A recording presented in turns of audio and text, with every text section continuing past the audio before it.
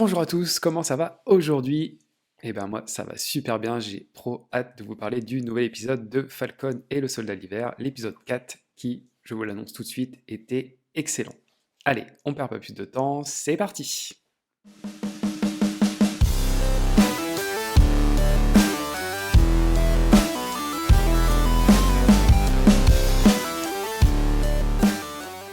Ah, ça fait plaisir d'avoir enfin un bon épisode et surtout un épisode où il se passe plein de choses. Niveau action, on a été plutôt gâtés et l'intrigue continue de bouger et ça me plaît beaucoup.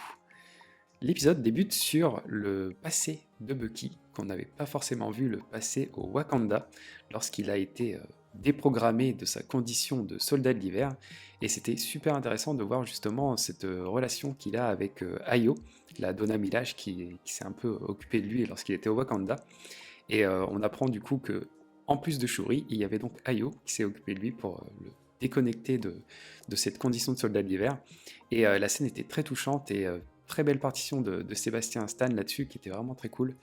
Et ça fait plaisir de voir un petit peu du passé de Bucky et de comprendre comment il a été libéré et toute l'émotion qu'il a pu ressentir lorsqu'il a été libéré de ce poids énorme de cette condition de soldat de l'hiver. Chose que j'ai adoré dans l'épisode, c'est les nombreuses confrontations. Là pour le coup, on a été super gâtés. La première avec le combat entre le nouveau Captain America et les Dora Milaje était très cool, mais en même temps super drôle. Quel plaisir de voir notre John Walker national se faire botter les fesses par les Dora Milaje, c'était vraiment super drôle. Et en plus, il se fait vanner par Bucky par la même occasion, j'ai trouvé ça vraiment très chouette. Et puis ça aide aussi sur l'évolution du personnage de John Walker, où on voit que finalement il est assez faible, et ça le travaille beaucoup justement, le fait de se faire botter les fesses un peu par tout le monde. Autre point que j'ai adoré, c'est le fait que Zemo soit hyper décontracté pendant ce combat. Il assiste au combat juste comme ça en tant que spectateur, en sirotant tranquillement son petit thé, et ça rend le personnage vraiment très fun et vraiment une belle surprise, ce personnage du Baron Zemo dans cette série. Et autre confrontation, il y a forcément notre quatuor avec Sam, Bucky, Lemar et John Walker qui affrontent enfin les Flag Smashers. Et quel baston, c'était très chouette. C'est un petit peu dommage, un des points noirs vraiment de cette série, je trouve, c'est la réalisation qui est pas toujours au top. Il y a quand même de très bons passages, mais par moments c'est un petit peu faible et c'est juste le petit point noir de cette série, j'ai envie de dire. C'est la réalisation qui est pas toujours égale. C'est un petit peu dommage, mais alors, par contre, quel plaisir de voir toutes ces confrontations et tous ces combats. C'était vraiment très très très fun et pour le coup, voilà, au moins on en a eu pour notre argent. On attendait cette confrontation. Je me posais la question dans l'épisode 3 justement de se dire est-ce qu'à un moment toutes les intrigues allaient enfin s'entrecouper et est-ce qu'on allait enfin avoir des confrontations entre tous les personnages. Et bah là c'est arrivé dans cet épisode 4 où tout commence à se recouper et ça voilà. J'attendais ça, que les intrigues enfin il se passe quelque chose et qu'on comprenne qu'elles se connectent entre elles. Et là c'est arrivé et là pour le coup c'était vraiment très très cool. Mais bon, il n'y a pas eu que des bastons dans cet épisode, heureusement, sinon à un moment ça aurait été un petit peu long quand même, on va se le dire. Il y a aussi le fait que les personnages ont évolué et on a développé la psychologie de certains persos. Le premier avec Sam Wilson justement, où on découvre que ce n'est pas uniquement Falcon, mais c'est aussi une personne voilà, qui s'est occupée par le passé de militaires qui avaient subi des traumatismes. Et du coup, on voit qu'il utilise son passé et son expérience pour discuter avec Carly, la leaduse des Flag Smashers. Et pour le coup, c'était vraiment une très belle scène, je trouve, voilà, de développer Sam dans ce sens-là, où on voit que finalement, il comprend les intentions de Carly, il essaie de discuter avec elle. J'ai bien aimé aussi le parallèle que du coup, on voit qu'il a pas mal quand même de Captain America, toujours le vrai, hein, je parle de Steve Rogers. On voit qu'il a pas mal de liens avec Steve Rogers là-dessus, ou le fait qu'il veut justement discuter d'abord avant de combattre. Et, tous les autres personnages étaient prêts à taper directement sur les Flag Smashers, ne pas essayer de comprendre leurs intentions, alors que voilà, Sam, lui, il veut discuter avec la personne, essayer de comprendre pourquoi elle fait ça, et essayer de la ramener sur le droit chemin. Et il la met face à un miroir d'elle-même, en fait, il essaie de lui montrer que voilà, ses intentions sont mauvaises, et qu'elle ne va pas dans le bon sens. Et c'était vraiment très chouette de voir ce genre de scène, et tout a été gâché par notre John Walker national, qui a montré toute son impatience et qui a gâché justement cette scène où Sam aurait finalement réussi peut-être à faire comprendre à Carly qu'elle n'allait pas dans la bonne direction. Mais voilà, John Walker encore est passé par là. Et justement, parlons-en de notre John Walker national, le faux Captain America. C'est intéressant de voir l'évolution de ce personnage, et il est plutôt bien développé, je trouve, dans cette série. Et c'est pas mal de voir justement tout son basculement lentement vers le côté obscur, et c'est plutôt bien travaillé. Et là, on voit que finalement, Steve Rogers était unique en son genre. On le savait déjà, mais là, c'est encore plus amplifié dans la série, où on nous montre que il était prédestiné à être ce super soldat, et que toute autre personne voulant être super soldat, ça sera beaucoup plus compliqué. Tout simplement parce que le super sérum amplifie toutes les émotions, tout ce qu'on est. Si on est foncièrement une bonne personne, on sera encore plus meilleur.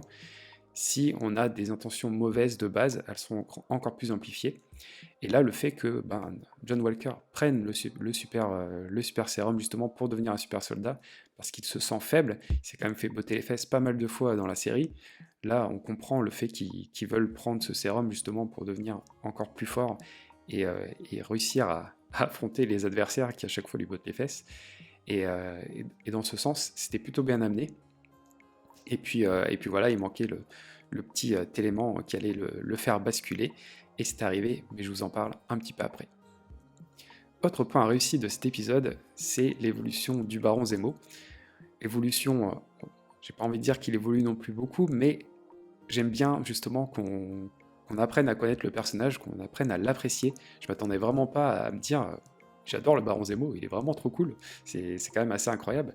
Et c'est un personnage qui est pareil, qui est bien développé, on voit que finalement il a un côté assez fun, hein. On avait vu sa petite scène de danse dans l'épisode 3 qui était très cool. Et là, on voit que c'est un personnage qui est finalement décontracté, qui sait exactement ce vers quoi il veut aller. Il est très réfléchi, il est un petit peu machiavélique, mais j'aime bien en fait. C'est un personnage voilà, qui est intelligent, qui utilise d'abord son cerveau avant ses muscles, hein, parce qu'on voit de toute façon, il se fera botter les fesses très vite s'il est en combat singulier. Par contre, il utilise son intelligence et là, il profite un peu de la confusion ambiante pour réussir à s'échapper. Et j'ai hâte de voir ce qu'il va faire. Il va continuer d'accomplir sa mission en détruisant toute trace du super sérum et en faisant en sorte qu'il n'y ait plus aucun super soldat. Et j'ai envie de le suivre dans cette quête, même si il n'est pas forcément une personne aussi très, très, très sympa. Mais bon, j'ai envie de le suivre dans cette quête. C'est un personnage qui est même intéressant, qui est bien développé, qui a des intentions finalement pas si mauvaises, même si bon, il veut quand même tuer des gens, donc si, c'est un petit peu mauvais, mais bon, ses intentions sont intéressantes. C'est un peu comme on avait eu avec Thanos, hein. Finalement, le gars, il voulait détruire la moitié de la population, mais avec de bonnes intentions, entre guillemets.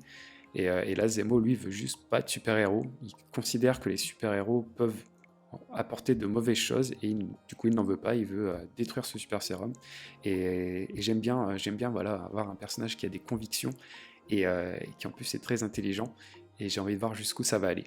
En tout cas, très très bon personnage et très belle découverte, déjà même si on l'avait découvert dans Civil War, mais là il est plus développé et plus réfléchi et j'adore le voir à l'écran, c'est vraiment très chouette. Un petit mot sur le Power Broker, il est quand même teasé depuis 4 épisodes. Mais qui est cette personne? Alors j'ai deux théories. Soit c'est Sharon Carter. On voit qu'elle n'est pas non plus très, très, très clean dans ce qu'elle fait. Elle a l'air d'avoir de sacrés moyens à sa disposition. Et c'est quand même très étonnant. Alors soit c'est elle qui a ses moyens et du coup ça pourrait être elle le Power Broker. Soit elle bosse pour quelqu'un. Elle bosserait peut-être aussi pour le Power Broker. Après avoir, j'ai hâte en tout cas qu'on nous révèle ce personnage. Je pense que ça sera pour l'épisode 5. Et à mon avis, Marvel prépare une belle surprise là-dessus. En tout cas, je l'espère. Bon, j'espère que ce ne sera pas une surprise comme le mandarin dans Iron Man 3, hein, où c'était un peu une mauvaise surprise, j'ai envie de dire. Là, j'espère quelque chose de très chouette là-dessus. Mais en tout cas, voilà, on continue de nous teaser le Power Broker. Ce teasing, il a duré assez longtemps, il est temps de libérer la vraie identité du Power Broker. J'ai hâte de voir qui c'est. Et j'ai envie de vous parler forcément de cette dernière scène qui était tout simplement incroyable. Alors là, pour le coup, merci Marvel d'avoir osé faire ça. Je pensais pas, voilà, on se disait avec Disney+, ils oseront peut-être pas faire non plus des trucs un petit peu violents ou un petit peu plus en mode Punisher. Et ben voilà, ça y est, on a eu le basculement total de John Walker vers le côté obscur, et quelle scène incroyable. Et ce money shot avec le fait qu'il tienne le bouclier rempli de sang, ça c'était fou, ce basculement, en plus hyper bien amené, hein. Je vous parlais de la psychologie du personnage qui était bien travaillée.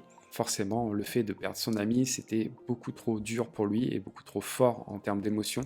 Vu que le super sérum en plus amplifie les émotions, bah là clairement il a complètement pété un câble. En plus, le fait de tuer quelqu'un en public, filmé par tout le monde, bah, j'ai hâte de voir les conséquences de cet acte, parce que clairement, si le gouvernement lui laisse le bouclier après avoir fait ça, bah, c'est qu'il y a quand même un gros problème. Mais en tout cas, voilà, le basculement avait été bien travaillé. Est-ce que ça va être lui le principal antagoniste qu'on va avoir dans les prochains épisodes? Je me demande. Mais en tout cas, j'ai hâte de voir les conséquences de cet acte. Et puis, quelle scène! C'était vraiment très très chouette de voir. Bah, ils ont enfin osé faire quelque chose de fou avec ce perso. J'attendais ce basculement du côté obscur, il est arrivé, et puis c'était vraiment incroyable et super bien amené, bien filmé pour le coup, la scène était très chouette, avec la caméra qui tournoyait autour du personnage, vraiment trop cool.